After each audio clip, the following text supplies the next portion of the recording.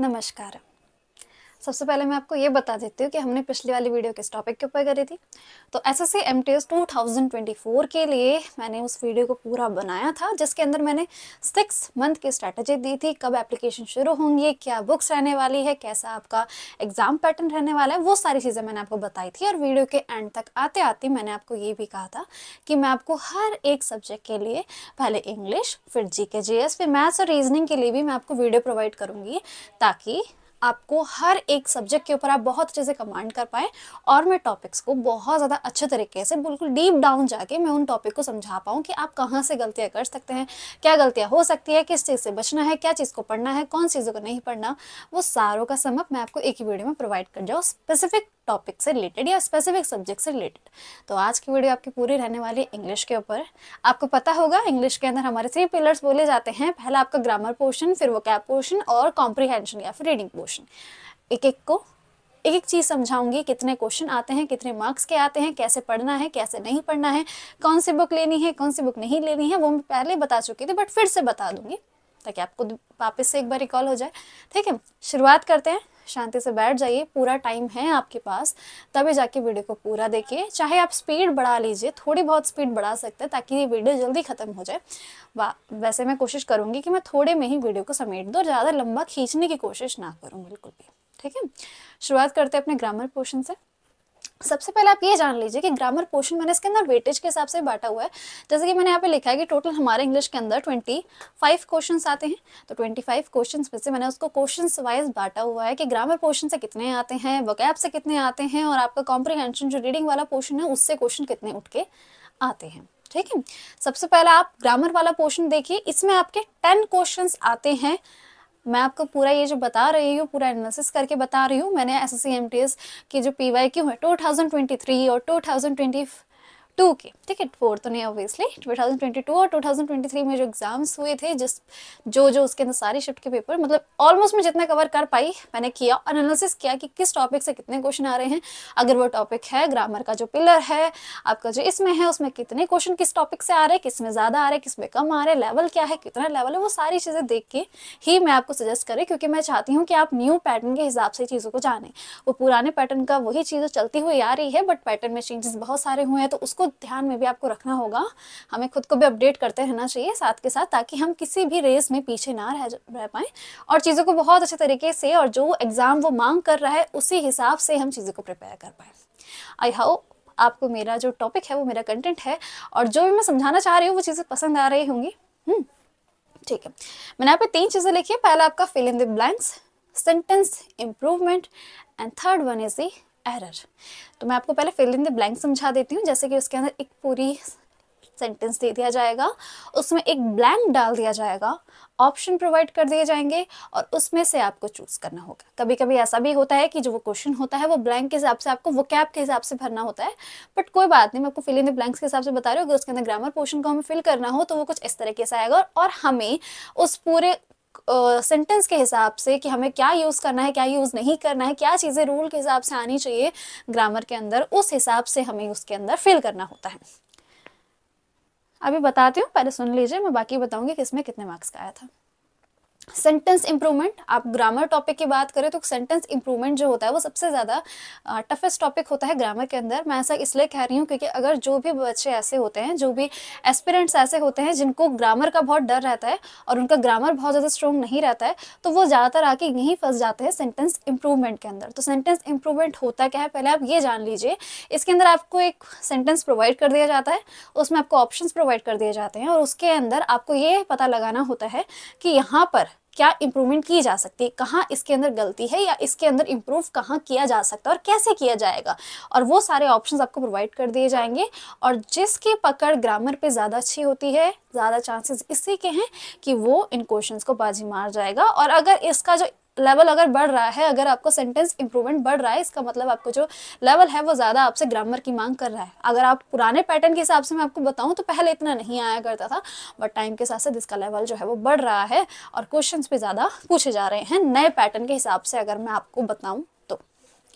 Last one आपका है error. Error इसके अंदर आपको अगेन एक सेंटेंस प्रोवाइड किया जाएगा, बोला जाएगा बताइए, उसको पार्ट्स में डिवाइड कर दिया जाएगा और बताना होगा कि आपको किस पार्ट में एरर है। उसके लिए आपकी ग्रामर बहुत इंपॉर्टेंट होनी चाहिए, ग्रामर के ऊपर आपकी कमांड होनी चाहिए, आपको चीजें बहुत अच्छे से आनी चाहिए। क्लियर?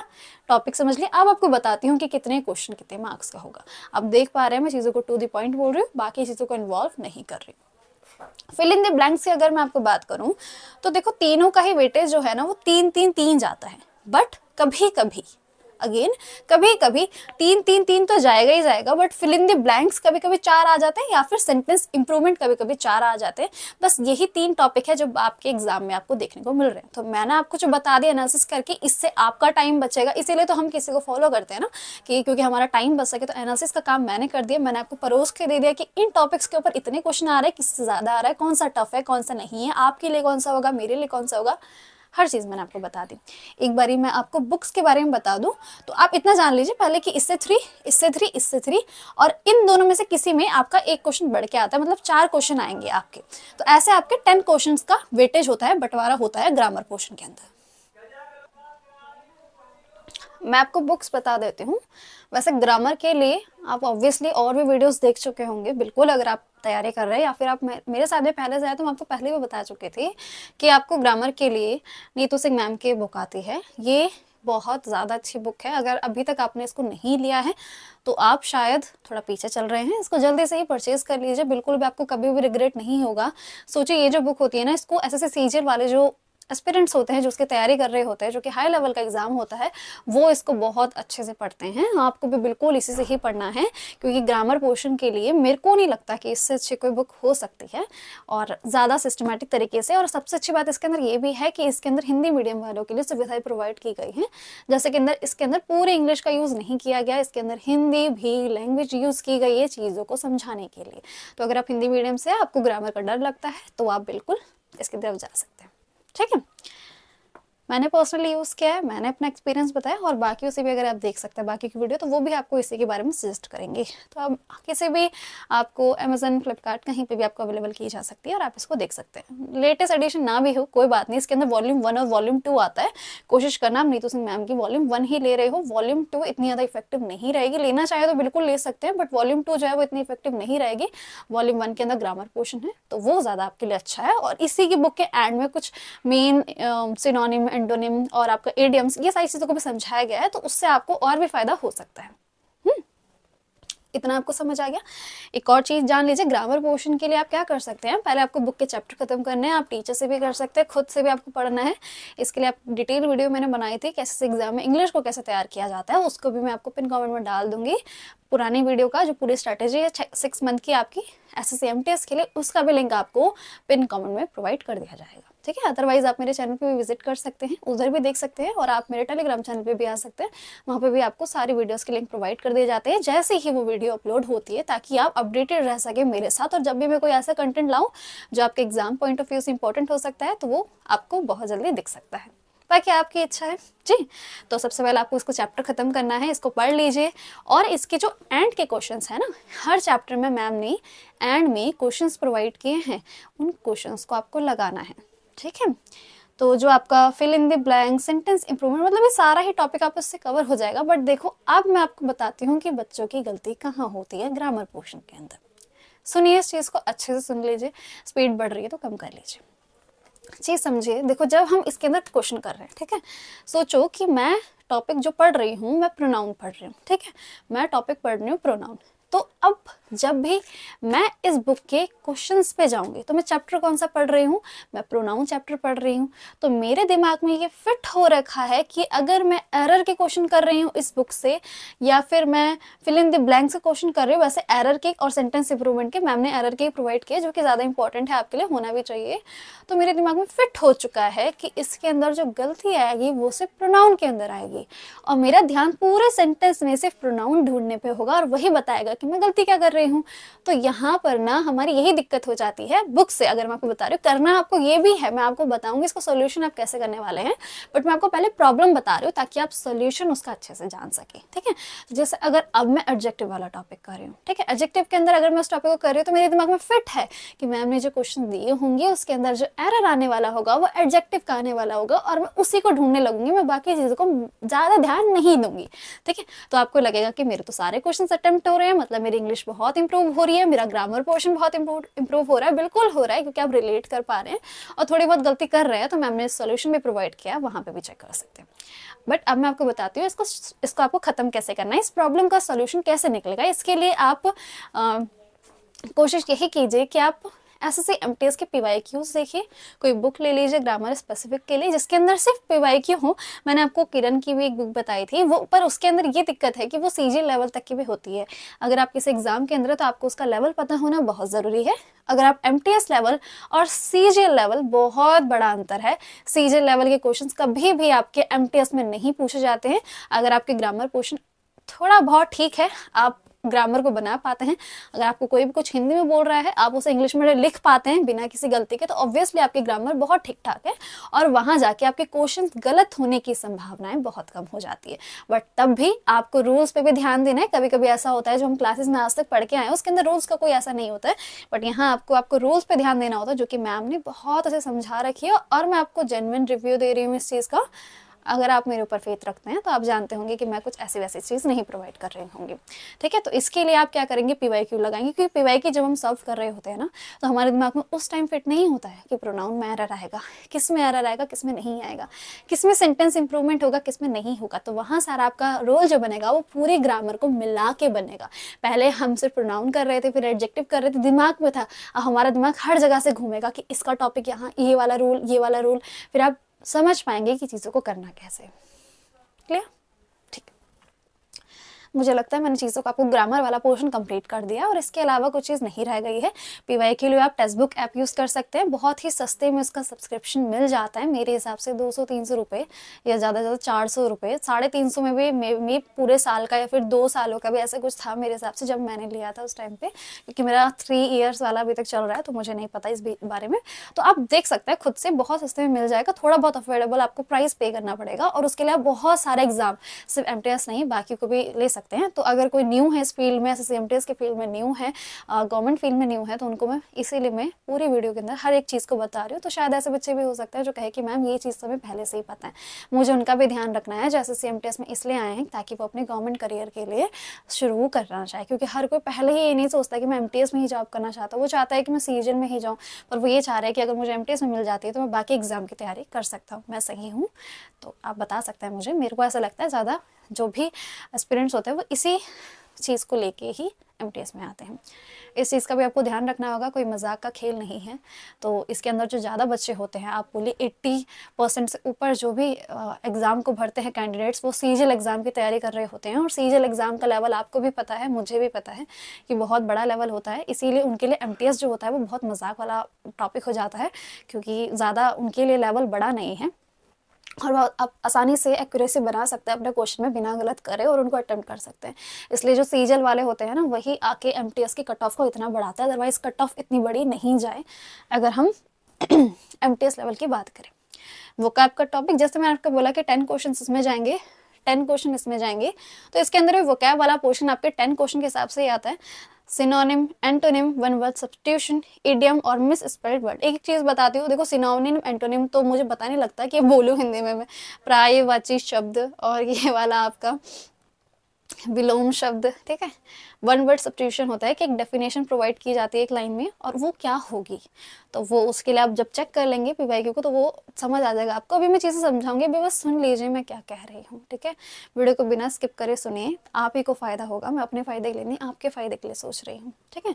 इडियम्स की बात करें, इडियम्स भी आपको पता है मुहावरे होते हैं और मिस स्पेल्ड वर्ड होते हैं, या फिर इसके अंदर आपको एक लाइन प्रोवाइड कर दी जाती है मिस स्पेल्ड वर्ड में, उसमें आपको स्पेलिंग का ध्यान देना है, कौन सी स्पेलिंग सही है उस पर टिक लगाए, किस पे स्पेलिंग सही नहीं है, मतलब आपको स्पेलिंग्स पे भी ध्यान देना होता है इंग्लिश के अंदर, क्योंकि और इसके अंदर 10 का है तो हर कोई 2 आ रहे हैं। अगर मैं आपको एनालिसिस करके समझाऊँ तो हर किसी में 2 का आपका वेटेज जो आ रहा है वो नॉर्मली आपका चलता आ रहा है। अब हम बात करते हैं कि हमें वोकैब करनी कैसे है। जैसे कि मैंने आपको इंग्लिश वाले वीडियो में बताया था, जो बच्चे मेरे साथ पहले से हैं उनको इंग्लिश वाले से मैंने बताया था कि आपके लिए ब्लैक बुक जो है वो बहुत अच्छी है। वो CHSL लेवल के लिए ठीक है, वो CGL लेवल के लिए ठीक है, और कोई अदर भी है तो वो ठीक है, बट MTS के लिए मेरा मानना ये है कि आपके पास टाइम की पहली बात कमी है। 6 मंथ वैसे होते सफिशिएंट है, बट मैं नहीं चाहती कि आप ब्लैक बुक जैसे मोटी बुक के लिए उसमें CGL लेवल तक की वोकैब को पूछें, क्योंकि एग्जाम में कभी भी आपका सीजर लेवल की वोकैब कभी भी आपके MTS लेवल की वोकैब में कभी भी नहीं पूछी जाती। दोनों में जमीन आसमान का अंतर है। तो अगर आप सीजर लेवल की वोकैब पे ज़्यादा एफर्ट्स डाल देंगे और MTS से जहाँ से पूछी जाती है आप उसके ऊपर एफर्ट्स बिल्कुल भी नहीं डालेंगे ना, तो शायद आप ही का नुकसान हो रहा होगा, और आप जो ये 6 महीने का जो इतना हमारा सबसे इम्पोर्टेंट टाइम है और उसी को आप खो देंगे इस तरीके से। तो ऐसा अगर तरीका अपनाएंगे ना तो मेरे को ऐसा लगता है आपको शायद ज़्यादा टाइम लग जाएगा इस एग्जाम को क्रैक करने में। कर तो आप ज़रूर लेंगे पर ज़्यादा टाइम लग सकता है, क्योंकि हम उतनी ज़्यादा अच्छी तरीके से चीज़ों को याद ना कर पाएंगे। इसलिए मैं आपको थोड़े ही रिसोर्स बता रही हूँ। मैं ये नहीं कह रही ये बुक भी लो, ये बुक भी लो, ये बुक भी लो, ये भी, ऐसा नहीं। एक ही चीज़ को पढ़ो पर उसे इतनी बार पढ़ो कि रट्टा लग जाए, ठीक से दिमाग में बैठ जाए कि ये टॉपिक में ये है, इस टॉपिक में ये है, इस टॉपिक में ये है। समझ पा रहे हैं मैं क्या कह रही हूँ?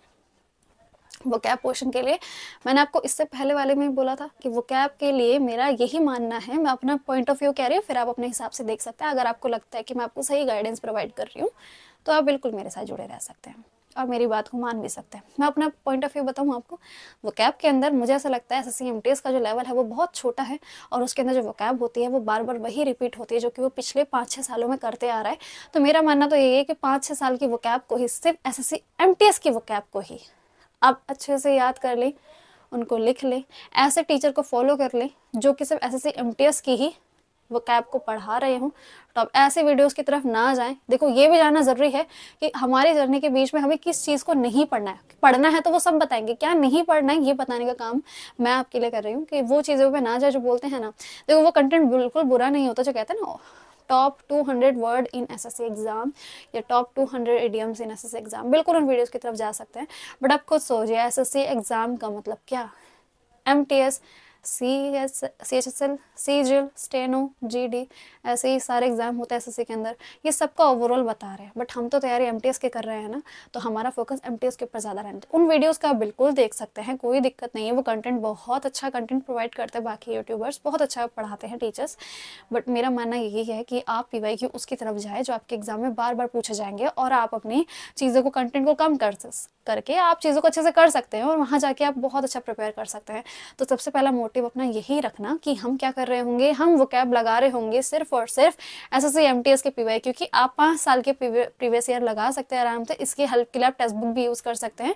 अदरवाइज कोई टीचर या फिर कोई बुक जिसके अंदर सारे के सारे वोकैब जो है वो MTS से रिलेटेड है, उस बुक को भी आप ले सकते हैं।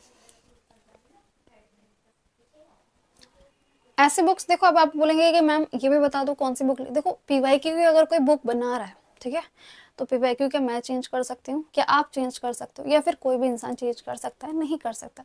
तो कोई भी बुक ले लीजिए, PYQ की बुक देखो कोई चेंज नहीं आता। अब ग्रामर की बुक थी वो मैंने आपको बता दिया कि ग्रामर की बुक ये वाली बेस्ट हो सकती है। इसके अंदर समझाने का तरीका अच्छा है, बहुत अच्छी लैंग्वेज में, सिंपल लैंग्वेज में हिंदी के वर्ड्स यूज़ करके इस चीज़ को समझाया गया है।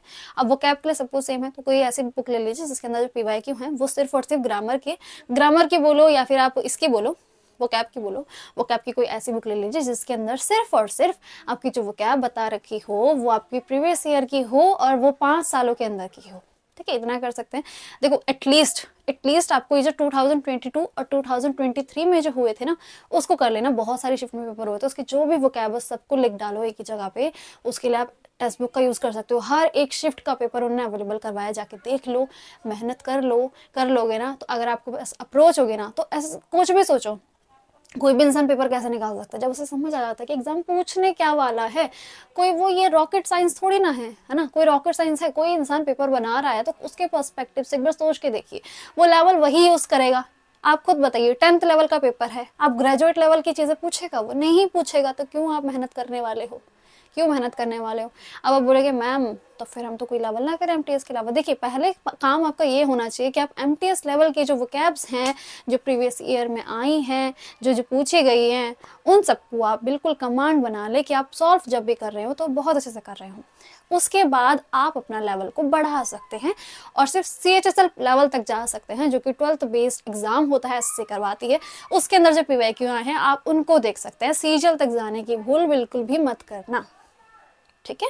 तो आप CHSL लेवल तक की आप वोकैब को देख सकते हैं बिल्कुल, क्योंकि अगर ऐसा होता है कि आपका लेवल थोड़ा सा लेवल आपका बढ़ भी जाता है, जो कि चांसेस बहुत कम है। देखो जो पेपर बनाए जाते हैं वो सोच समझ के बनाए जाते हैं, और अगर पेपर का लेवल बढ़ भी जाता है तो नॉर्मलाइज करके उस इंसान को ज़्यादा नंबर दिए जाते हैं जो टफ शिफ्ट में जाके बैठता है पेपर देने के लिए, उसको मिल जाते हैं। बट तब भी अगर आप चाहते हैं मेरी एक्यूरेसी मेंटेन रहे तो आप CHSL लेवल तक भी जा सकते हैं, अगर आपके पास टाइम बचा हुआ है, आपको लगता है कि मैं कर सकता हूँ। और जो MTS वाला है मैं उसको बार बार रिवाइज कर चुका हूँ, मेरे PYQ के ऊपर कमांड बन चुकी है वोकैब पोर्शन में, तब आप ये चीज़ें कर सकते हैं। एक और चीज़ मैं अपना एक्सपीरियंस बता दूँ, जब मैं वोकैब याद कर रही थी, मुझे थोड़ा रट्टा लगाने में ना काम नहीं होता है मेरे से, तो मेरे को ग्रामर पोर्शन बहुत पसंद है, क्योंकि मैं शुरू से ही मेरे ग्रामर बहुत अच्छी थी, और मैंने आके फिर फील्ड में आके मैंने रूल्स वगैरह सीखे थे, और मैंने उसके बाद लॉजिक्स के साथ याद करना शुरू किया था, तो मुझे ग्रामर बहुत पसंद आती थी। मैं जान पाती थी कि लॉजिक, अगर ये रूल बनाया, आप खुद सोचिए कोई रूल बनाया ग्रामर का तो वो क्यों बनाया है, क्या सोच के बनाया, कोई ना कोई तो लॉजिक होगा ना। तो वो लॉजिक ही मैं ढूंढ लिया करती थी, और वो मेरे को रट्टा लगाने की जरूरत नहीं पड़ी कभी रूल में। कुछ रूल ऐसे होते हैं जिनको रट्टा लगाने की जरूरत पड़ती है, जिनका जो लॉजिक होता है वो बहुत ज़्यादा कॉम्प्लिकेटेड होता है, उसको समझने के लिए आपको बहुत ज़्यादा टाइम लगता है। तो मेरे हिसाब से वो सिर्फ 10-20 रूल्स थे जो मैंने याद किए थे, बाकी सारे लॉजिक के हिसाब से मेरे आज तक फिट बैठते हैं और उसमें दिक्कत नहीं आती है। तो वोकैब के अंदर आप बस इतना ध्यान रखिए, जब आप शुरुआत कर रहे हो, तो मैंने जब अपने वोकैब की शुरुआत की थी अपना इंटरेस्ट बनाने के लिए, तो सबसे पहले शुरुआत मैंने ईडियम से करी थी। ईडियम बोले तो मुहावरे, तो वो हिंदी से रिलेट कर जाते हैं, हिंदी से ही डायरेक्टली आ जाते हैं, और उनको याद करने में ज़्यादा दिमाग लगाने की जरूरत नहीं पड़ती है। हम थोड़ी बहुत इंटरेस्टिंग चीज़ें जान पाते हैं कि अच्छा इसको तो ये कहते हैं, इसको तो ये कहते हैं। तो ऐसे करके मैंने शुरुआत करती है अपनी वोकैब की। अगर आप भी वोकैब की शुरुआत करना चाहते हैं, अपनी इस चीज़ की शुरुआत करना चाहते हैं कि आपको वोकैब याद करनी है, तो बिल्कुल आप इडियम से शुरू कर सकते हैं। ये मेरा पर्सपेक्टिव है, आप चाहे कहीं से भी कर सकते हैं। दूसरा, वन वर्ड सब्स्टिट्यूशन, इनको याद करना, इडियम और वन वर्ड सब्स्टिट्यूशन बहुत इजी होते हैं अगर इनको याद करने की बात करो। एमटीएस का लेवल बहुत छोटा होता है, ज़्यादा टफ नहीं आती है।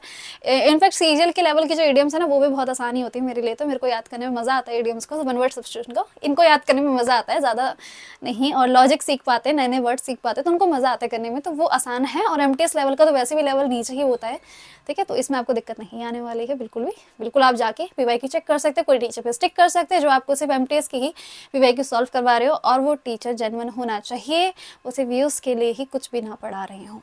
इस चीज़ का भी ध्यान रखना। एक सही टीचर चुनने का काम भी आप ही का है, क्योंकि लॉस सिर्फ आप ही का होगा अगर आप कुछ चीज़, कोई भी डिसीजन अगर आप गलत लेते हैं। वोकैब पोर्शन समझ आ गया, ग्रामर पोर्शन समझ आ गया। एक बार हम लास्ट अपना कॉम्प्रीहेंशन एंड रीडिंग पोर्शन की बात कर लेते हैं। कॉम्प्रीहेंशन एंड रीडिंग पोर्शन होता क्या है? क्या कॉम्प्रीहेंशन और रीडिंग पोर्शन कोई ग्रामर और वोकैब से अलग होने वाला है क्या? बिल्कुल भी नहीं रहता है। कॉम्प्रीहेंशन ग्रामर और वोकैब दोनों का ही मिक्सचर होता है, बट मैं इसको सेपरेट कैसे करती, मैं कैसे बताती कि सिर्फ इसके क्वेश्चन 2 आ रहे हैं, इसलिए मैंने कॉम्प्रीहेंशन वाले पार्ट को बिल्कुल अलग रख दिया, जो कि आपको यूजुअली आप PYQ सॉल्व कर रहे होंगे तो आपको लास्ट में एक पैराग्राफ मिल जाएगा जो कि 5 मार्क्स का होता है। 5 मार्क्स का कह रही हूँ, 5 क्वेश्चन आते हैं, उसमें 15 मार्क्स की वेटेज होती है इसके अंदर आपको आता है क्लोज टेस्ट। उसके अंदर एक पैराग्राफ प्रोवाइड किया जाता है, उसमें 5 fill in the blanks provide कर दिए जाते हैं, और 5 फिल इन द ब्लैंक्स के अंदर आपको फिल करना होता है उस आंसर को।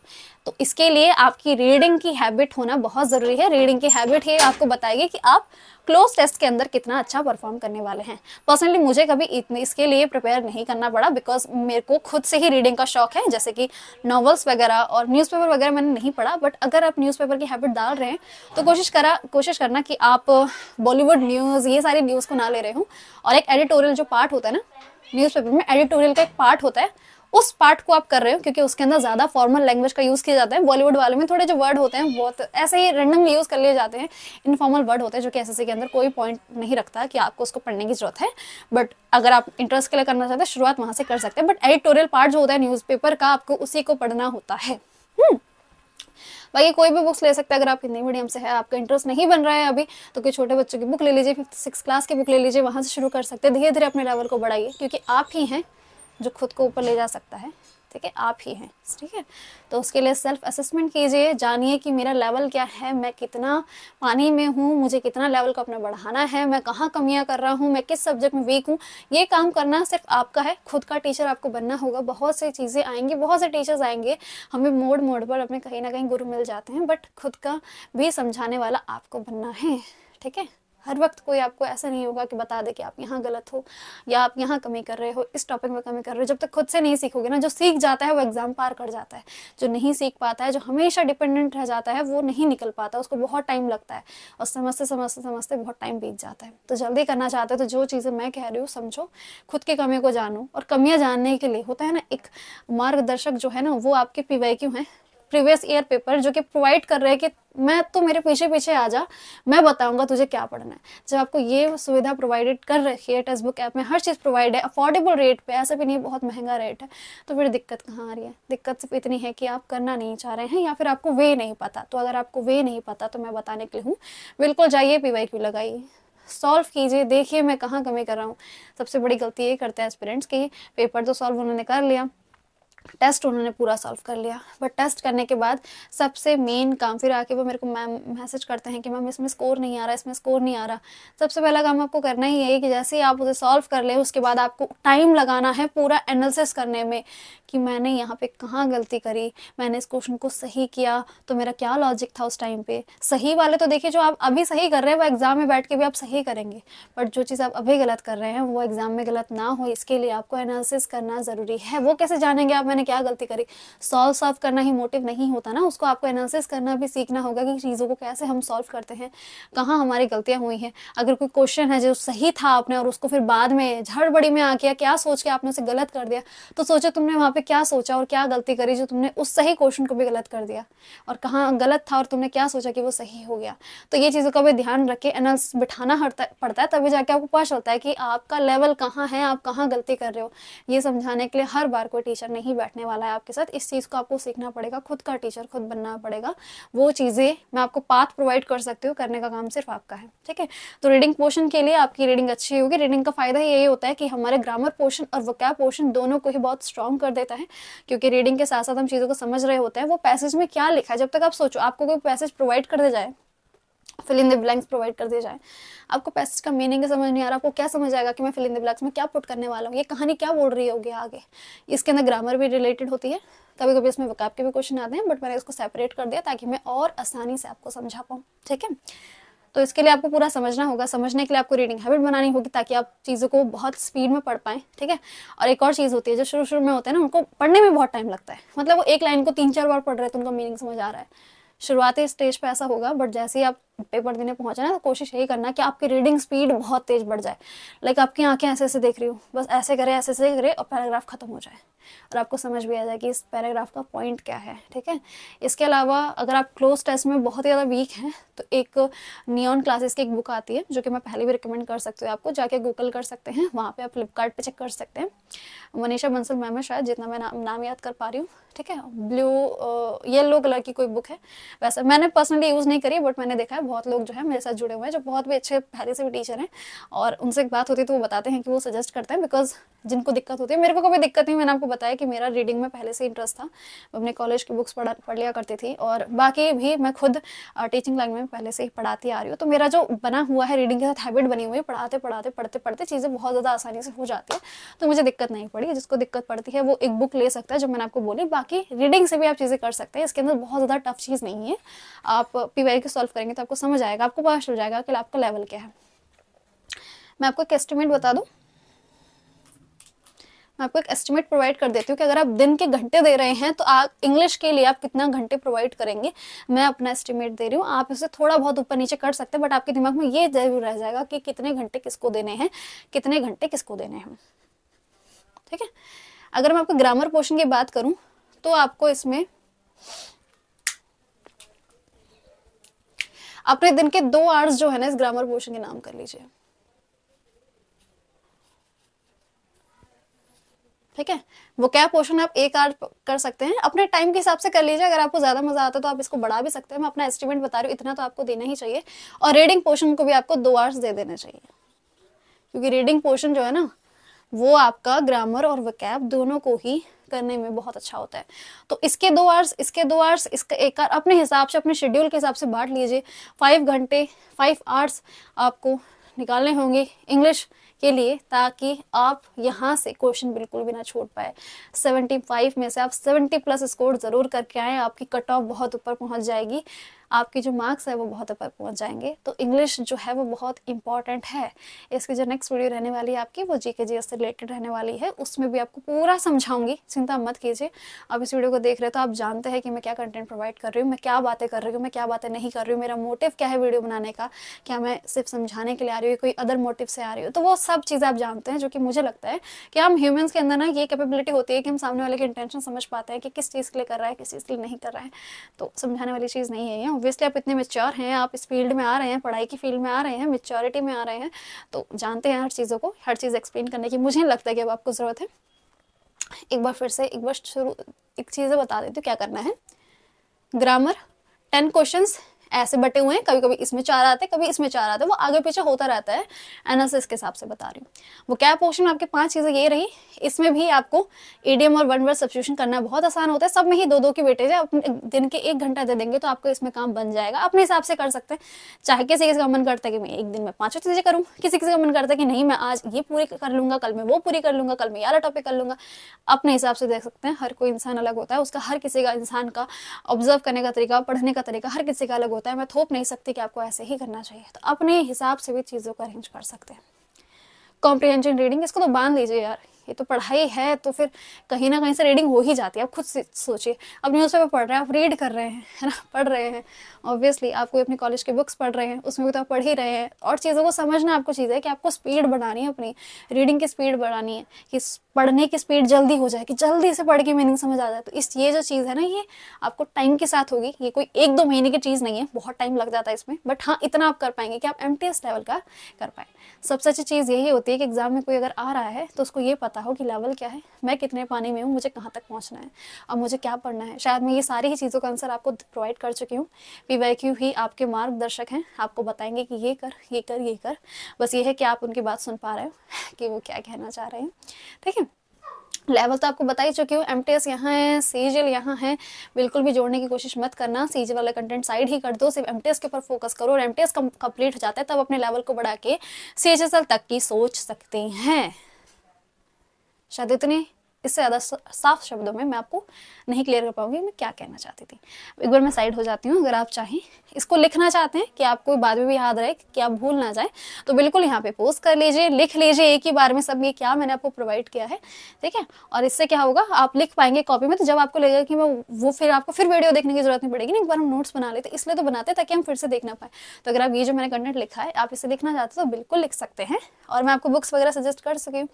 अगर आप मुझसे कहें कि मैम प्रैक्टिस के लिए बता दीजिए, तो देखिए प्रैक्टिस के लिए एक मिरर ऑफ कॉमन एरर की बुक आती है, उसको भी ले सकते हैं, बट वो सीजीएल लेवल तक की है। बट अगर आप करना चाहें, उसमें सीएचएसएल एमटीएस सब कुछ है। अगर आपने प्रिंट ये वाली जो नीतू सिंह मैम की बुक है इसको कंप्लीट कर लिया, तो आप वो भी बहुत आसानी कर पाएंगे, आपका दिमाग अच्छे से खुल पाएगा। वो नहीं लेना चाहते तो पीवाईक्यू है ही आपके पास, टेक्स्ट बुक ऐप मैंने आपको बता दिया। वो भी नहीं है, उससे भी आपको इंटरेस्ट नहीं आ रहा है, तो उसके अलावा आप किरण पब्लिकेशन की बुक ले सकते हैं, उसके अंदर पीवाईक्यू की कोई भी बुक ले लीजिए यार, कोई भी ले लीजिए, कुछ चेंज नहीं होता है, सब कुछ सेम रहता है। ठीक है, वो कैप का आपको बता चुकी हूँ, एमटीएस लेवल की वो कैप करे, सीजीएल लेवल की ना सोचिए। और रीडिंग के लिए डेली का अपना टाइम बांट दीजिए। 2 घंटे की रीडिंग तो करूंगा ही करूंगा, चीज़ों को समझूंगा ही समझूंगा, वर्ड्स को न्यू जानूंगा ही जानूंगा, क्योंकि जब आप रीडिंग कर रहे हैं उसमें नया वर्ड आ गया, उस लाइन का मीनिंग जानना है। उस वर्ड को जाने बिना कैसे जानोगे कि उसका मीनिंग क्या है, तो उस वर्ड को जानने के लिए उसी टाइम उसका वोकैब का मीनिंग लिख लीजिए, ताकि आपको दिमाग में रहे कि इसका मीनिंग ये जाता है, तो आपको वोकैब में भी बहुत हेल्प हो जाएगी, ग्रामर में बहुत हेल्प हो जाएगी। अब डायरेक्टली ग्रामर में हेल्प नहीं होगी, बट वो इनडायरेक्टली आपके सब कॉन्शियस माइंड के अंदर सेव हो रही होती चीज़ें, कि इसके बाद यही यूज़ होता है, ऐसे ही ग्रामर यूज़ होती है, ऐसे ही ये होता है। ठीक है, तो इसके बाद इतना मैं सब कुछ आपको समझा चुकी हूँ, पूरी इंग्लिश स्ट्रैटेजी आपको प्रोवाइड कर चुकी हूँ कि एसएससी एमटीएस 2024 के लिए कैसे पढ़ना है, क्या नहीं पढ़ना है, हर चीज़ समझा चुकी हूँ। आई होप आपको ये सारी चीज़ें समझ आ चुकी होंगी। नहीं समझ आई तो फिर से वीडियो को रिप्ले कर लीजिएगा, कोई बात नहीं, थोड़ा और टाइम लगेगा, बट चीज़ें कंसेप्ट क्लियर होनी चाहिए, ताकि अब जो हम गलतियाँ कर सकते हैं वो हम आगे कभी सफ़र के बीच में वो गलतियाँ ना करें। ठीक है, नेक्स्ट वीडियो रहने वाली है आपकी जीके जीएस से रिलेटेड, एसएससी एमटीएस से ही होगी, कल ही वीडियो वो पोस्ट हो जाएगी। और ये कंटेंट अगर आपको पसंद आया हो तो बहुत अच्छी बात है, जुड़े रह सकते हैं मेरे साथ। राधे राधे।